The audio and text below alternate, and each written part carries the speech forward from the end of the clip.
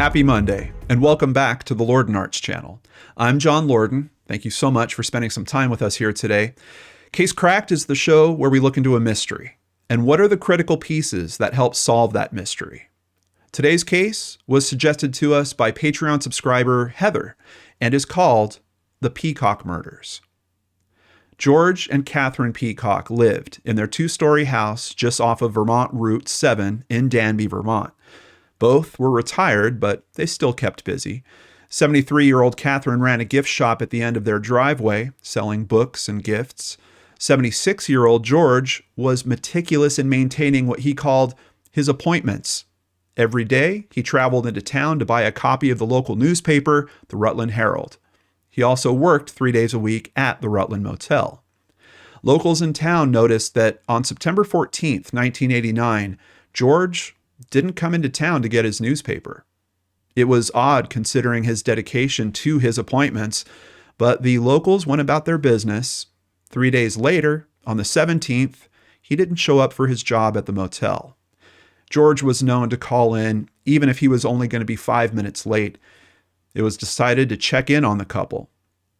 At about 9:40 a.m., a neighbor walked to the front porch. He could clearly see George lying at the foot of the stairs in a pool of blood. Fearing he was gravely injured, the man tried to open the front door. It was locked. He then ran to the family car that was sitting outside their closed garage. Using the garage door opener in the car, he entered the house through the side door in the garage. He found that George was dead. And when Catherine didn't answer, he explored further.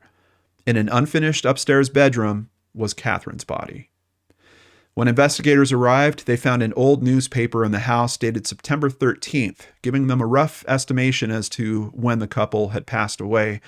A neighbor also stated the last time he saw George was when he mowed his lawn on the 13th. An autopsy would show that both had been stabbed to death by a double-edged knife that was less than an inch wide. There were no signs that anything in the house had been taken, and there were no signs of a forced entry. It seemed the Peacocks may have known their attacker. Only 3 things had been disturbed in the house. George's back pocket was ripped, and his wallet laid nearby. Catherine's purse was disturbed, as well as her pocketbook, and a footlocker in the room that she was found in had been gone through also. Some people in the area claimed to have seen a tan sedan around the time of the murder, but no car was found nearby that fit the description. They also claimed that the rumor around town was that the Peacocks didn't trust banks and kept a substantial amount of money in their home. Family members were questioned, but one person who stuck out to investigators was their son-in-law, Michael Anthony Luis. He and his wife Penny drove from their home in New York and showed up to the police interview in a rented car. When they were asked why, Michael Luis stated that he didn't think their car would make the trip. The day of the murder, Luis stated that he dropped his wife off at work in DeWitt, New York at about 8:30 a.m. On the way, he mentioned that he was going to drive to Vermont that day to pick up some wooden planks he had stored at their house for a project that he was working on.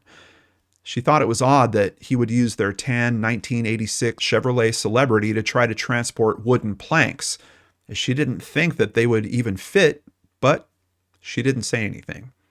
He dropped her off and ran errands until about 9:30 a.m., at which time he left for the drive to Vermont. Stopping a few times on the way, he drove into Saratoga sometime between 1:40 to 2:10 p.m. He said that he rested there for a short while before he realized he was just too tired to do the rest of the drive, turned around, and headed home. At 6:15 p.m., he picked up his paycheck and then drove home from there. Michael Luis and his family attended none of the memorial services held for the Peacocks. They said that that was to avoid media attention. Near the end of the month, officers called Luis's wife to update her on the investigation. She was told that at that moment, investigators were obtaining tolls and trying to track down the tan car that had been seen in the area of the murder. The officer was referring to telephone tolls or long-distance calls, but Penny assumed it was toll booths on the way to her parents' home in Vermont. When Michael Luis found out what his wife was told, he flew into a rage. The next day, Luis left a note for his wife that talked about ending his life. He stated that he was scared, couldn't eat or sleep, and cryptically said that he was afraid that law enforcement wouldn't believe him, though he didn't say about what. He also took a weapon with him. Investigators didn't have to search for Luis as he showed up at their station the next day. His new interview with police would strongly contradict what he had told them previously. This time, he stated that he randomly thought to go to his in-laws' house on September 13th to pick up the wood he needed after running errands in town. He also claimed that he couldn't remember the whole day because he may have blacked out, but he was sure that he never drove to Vermont and he did not kill them. Michael Luis had used this blacking out excuse before, back in 1966. He was convicted of sexually assaulting a 4-year-old girl in Rhode Island. He said at the time he blacked out and couldn't remember the crime. Investigators obtained permission from Penny to search his car. She was told not to tell her husband about the search since he might destroy evidence. It became evident to police that she had likely told her husband when she brought the car into them. However, police were able to gather 17 pieces of possible evidence that was taken in for testing. One was a small brown stain on the driver's side front floor mat. Investigators knew their killer was most likely Luis, but they had no strong physical evidence and no murder weapon, just a lot of circumstantial evidence. The case would see no new movement for decades. Then, in 2020, the Vermont State Police asked that the original evidence be retested using modern DNA techniques. They found that the brown stain on Luis's floor mat was a drop of George Peacock's blood. For the next 2 years, investigators re-interviewed family members and discovered some disturbing details. They stated that Penny knew Michael was going to her parents' house that day, regardless of what had been told to police. In the years after the murder, his niece stated that she and Michael Luis's oldest daughter found a hunting knife in his car under the driver's seat, one that matched the description of the murder weapon. With all the evidence now in hand and the new DNA analysis, investigators arrested Michael Luis on October 11, 2022. He was charged with 2 counts of second-degree murder. The now 79-year-old Michael Luis was extradited to Vermont and has pleaded not guilty. He is now older than the couple he's accused of killing. However, he remains innocent until proven guilty. It was stated by prosecutors in New York that he's now being considered in several other cold cases in his home state. He's being held without bail, and we are now awaiting the trial to see if investigators got this right, if the prosecution can prove their case, and if justice will finally be served. If you have any information regarding the murders of Catherine and George Peacock, please call the Vermont State Police Major Crimes Unit at 802-241-5000. Considering we have a DNA match on George's blood found in the car, I'm thinking the chances are good that this is a case cracked. I would like to thank Syracuse.com, ManchesterJournal.com, NBC News, CBS News, BenningtonBanner.com, and MyChamplainValley.com. Of course, the biggest thank you goes to Christy Arnhart for researching and writing up today's case. And here she is now to discuss it with us. Cases like this, Christy, just get to me. I mean, you have this couple that works their whole life, and they get to the point where they're enjoying their later years, and then to have that taken away by someone that they actually like invited in some way into their family, it's really, really troubling. Well, and don't forget, investigators think the daughter might have known about this as well. Seriously. Yeah, seriously. But out of all of it, the motive is still unclear. I've been thinking about that. I mean, based on, what was talked about in the script, it has to be robbery, right? And you would think. If you do take that other point into consideration, that the daughter might have known about it in some way, my mind goes to this must have been a way to try to cut out her other siblings from some type of inheritance or something like that. I know that there was other siblings. I at least saw mention that there was other sisters. So maybe this was the way that she could make sure that she and her husband would get all of the money. Well, that's true. But how much would that footlocker hold? I know I didn't see pictures of it. I couldn't find any pictures anywhere. Yeah, I mean, who But knows? when I imagine it, I imagine a metal military footlocker, not a big trunk or something like that. Yeah, yeah. Well, I mean, depending on increments of bills, if that was all that, because some people that like don't believe in banks and stuff like that, they'll wind up collecting precious metals, Yeah. sometimes gems. So if they had kind of collected their wealth in that way, it wouldn't necessarily have to have like a very large footprint. But it is curious, like, why not just take the whole Foot Locker? It's almost like leaving that. It must have been too big to take or something, because if the whole Foot Locker would have disappeared, would they have known? Like, investigators come in, they look in a room, they find this obvious murder scene. Would they have even known that that piece was missing? Instead, they find, an open Foot Locker, and then to go through their wallets on top of it. No, that was just deplorable. Yeah, yeah.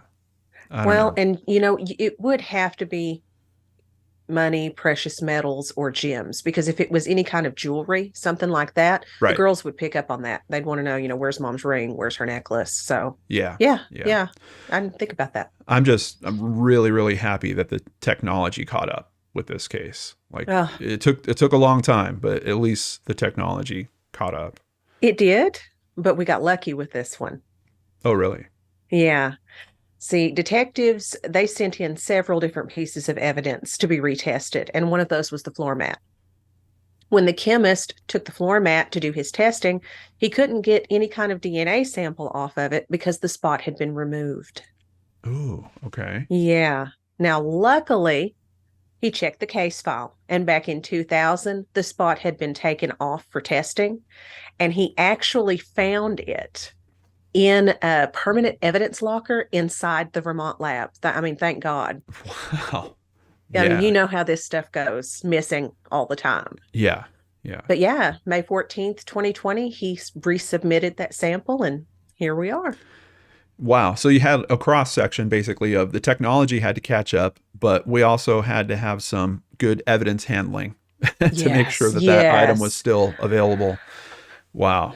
Wow. Yeah, thank goodness for that. Yeah. Yeah. Because I've been hitting a couple cases lately where it's like, oh, all the evidence is missing. Yeah, and it wasn't just sitting in a locker behind somebody. Yeah. It was actually preserved. So good. Yeah. Yeah. Well, keep me up to date, would you, on what happens with this case? I'm curious to see if we actually do get a conviction out of this. Who knows? He doesn't look very healthy. I could tell from the photos. Yeah. So I'm not sure if who knows? He might not make it to trial with how long some of these are taking to start, but. No, he might not. With DNA, anytime you've got a match like this, it's hard to get out of. So yeah, I'm interested to see what happens too. Yeah. Yeah. I mean, really, the circumstantial evidence was so strong. It was, you really just needed that one piece. And even if they don't have the knife, just having, his DNA is found in the car, it's found in the floor mat. Like I think they've got it. His stories were so unbelievable anyway. Who's going to drive half the way to Vermont and then just, oh, you know what, I'm tired, and just turn around and go back? To pick up wood. Yeah. Like, let's be serious. I mean, yes, I understand there's nice wood out there. Like, I've got a friend who will spend hundreds of dollars like on one, piece of wood or something like that. It's a particular type. It's a particular grain that he likes or something, but not something that they stored in their shed because he had a project. I don't think so. No. Christy, thank you so much for all your hard work on today's episode. We really appreciate you. And I've got some other people to thank right now. Thank you, PayPal supporters Larissa Mertschink and Hillary Green. Since 2015, we have always run limited commercial ads for the benefit of the viewers and the families we're trying to help. Obviously, we can't do that without support. If you'd like to help, please visit LordanArts.com. There, you can sign up for Patreon, sign up for PayPal, buy merchandise, or even just buy us a coffee like Candy Bishop recently did. We really appreciate your support on our mission to run as few ads as possible and help as many cases as we can. Remember, you can get another LordanArts story every week on the Seriously Mysterious podcast. A new episode is coming tomorrow, and every Tuesday after that, visit SeriouslyMysterious.com and subscribe on your favorite podcatchers. While you're here, don't forget to subscribe below and hit that bell icon so you never miss an upload. Also, if you want to catch one of our weekly Secret Studio live shows, Be sure to check the description box below for our new channel link, LordanArts Studio 2. And of course, I'll be back with a new unsolved mystery for you soon, right here on the LordanArts channel.